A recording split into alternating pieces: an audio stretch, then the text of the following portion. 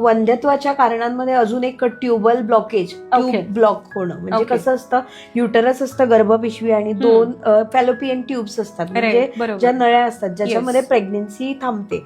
तर कधी कधी कसं असतं का पेल्विक इन्फ्लेमेटरी डिझीज नावाची कंडिशन असतं, वारंवार व्हाईट डिस्चार्ज होणं, सफेद पाणी जाणं, इचिंग होणं.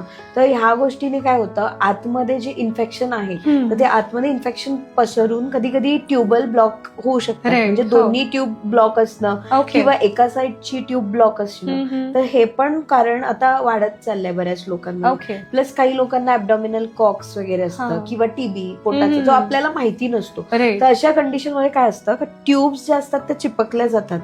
मग त्या ब्लॉकेज जर असतील तरी पण प्रेग्नन्सी तुमचं सगळं ओके असतं, फिमेल पार्टनर ओके असते, मेलचं स्पर्म काउंट ओके असतं, ओव्ह्युलेशन प्रॉपर होतं, पण ट्यूब ब्लॉकेज असतात. मग त्या ट्यूब ब्लॉकेजमुळे स्पर्म आणि ओवम जे दोन्ही एकत्र नाही येऊ शकत आणि मग त्याच्यामुळे इन्फर्टिलिटी होऊ शकते.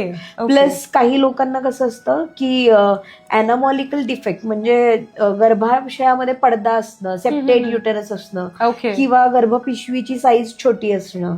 तर हे फॅक्टर्स पण असू शकतात.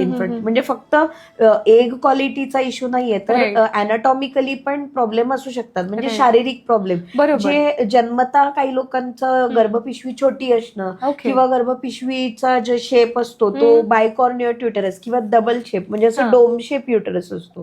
कधी कधी मध्ये पडदा असतो, कधी कधी युटरसच्या आतमध्ये जाळी असते. तर मग अशा कारणाने काय होतं का स्पर्म जे आहेत ते त्या अंड्याकडे जाऊ नाही शकत आणि मग त्याच्यामुळे पण इन्फर्टिलिटी असू शकते.